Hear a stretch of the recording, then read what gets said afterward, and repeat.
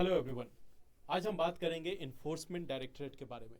इस सेशन में हम लोग डिस्कस करेंगे कि आखिर इन्फोर्समेंट डायरेक्टरेट है क्या, या किन लॉज को अपने जुरिस्डिक्शन में रखती है, किन लॉज के अंडर में ये अरेस्ट या सर्च एंड सीजर कर सकती है।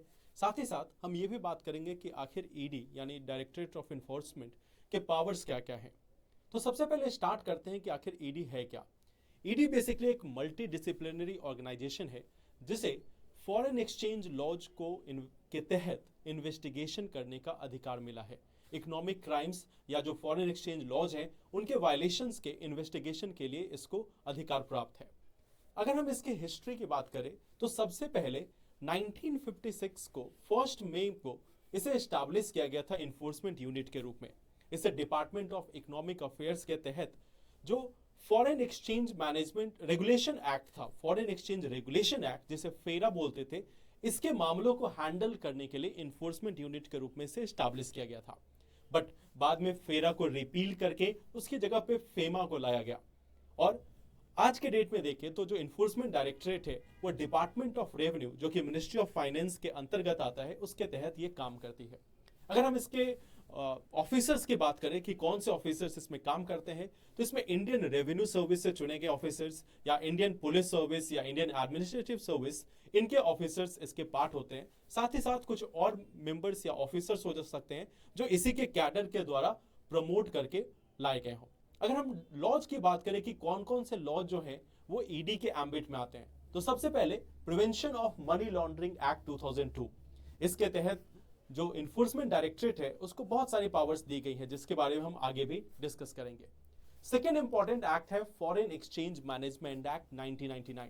मैंने आपको पहले भी बताया था कि हमारे पास एक एक्ट था फॉरेन एक्सचेंज रेगुलेशन एक्ट जो 1947 उसके बाद 1973 में अमेंड हुआ, बट फाइनली उसको 2002 में रिपील कर दिया गया और उसकी जगह पे नया एक्ट आया फॉरेन एक्सचेंज मैनेजमेंट एक्ट।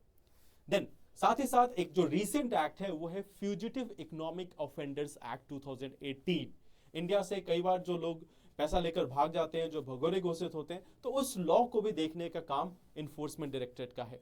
साथ ही साथ conservation of foreign exchange and prevention of smuggling activities act 1974 के तहत भी ईडी स्पॉन्सरिंग एजेंसी के तहत के रूप में काम करती है।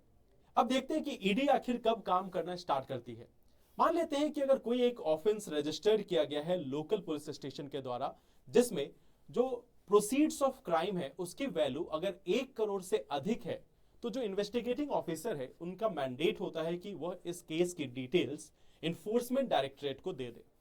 अल्टरनेट में अगर देखें कि अगर मान लेते हैं जो सेंट्रल एजेंसी है जो हमारी इन्फोर्समेंट डायरेक्टरेट है उसके नजर में कोई ऐसा क्राइम आता है तो वो भी पुलिस से पूछ सकती है, उनसे जो फर्स्ट इंफॉर्मेशन रिपोर्ट या एफआईआर मांग सकती है। साथ ही साथ अगर चार्जशीट फाइल हुई है तो भी पुलिस ऑफिशियल से डायरेक्टली मांग सकती है।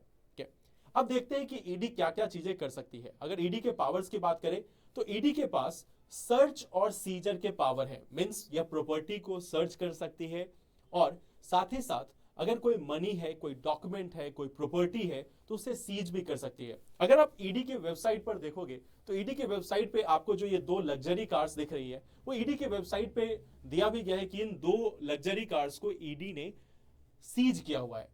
तो prevention of money laundering act के आर्टिकल 16 के तहत इसे प्रॉपर्टी को सर्च करने या सर्वे करने का अधिकार है। साथ ही साथ आर्टिकल 17 जो prevention of money laundering act है उसके तहत यह प्रॉपर्टी को सीज भी कर सकती है। साथ ही साथ prevention of money laundering act के सेक्शन 19 के तहत इसे मनी लॉन्ड्रिंग एक्ट में अरेस्ट करने का भी अधिकार प्राप्त है। इसके साथ साथ यह सर्च और सीजर को बिना, अगर मान लेते हैं कि कोई पर्सन है उसको ईडी कॉल ना भी करे फिर भी वहां पे जाके ये सर्च एंड सीजर ऑपरेशन कर सकती है। मींस बिना किसी को क्वेश्चनिंग के लिए बुलाए गए, बिना कुछ बताए हुए वो सर्च और सीजर के लिए किसी प्रॉपर्टी पर जा सकती है। इसका अधिकार इसे article 15 of prevention of money laundering act के तहत प्रोवाइड किया गया है। तो ये कुछ इंपॉर्टेंट इंफॉर्मेशन था। जो इन्फोर्समेंट डायरेक्टरेट है वो टाइम टू टाइम न्यूज में रहता है, इसके लिए आपको इसके बारे में जानने की जरूरत है। आप अन्वेषण आईएएस से जुड़ सकते हो। आप इस क्यूआर कोड को स्कैन करके हमारे टेलीग्राम चैनल से जुड़ सकते हो। यहाँ पे आपको डेली न्यूज फीड, क्विज और इंपॉर्टेंट आर्टिकल्स मिलेंगे प्रीलिम्स और मेंस के लिए। Thank you very much for watching this. All the best.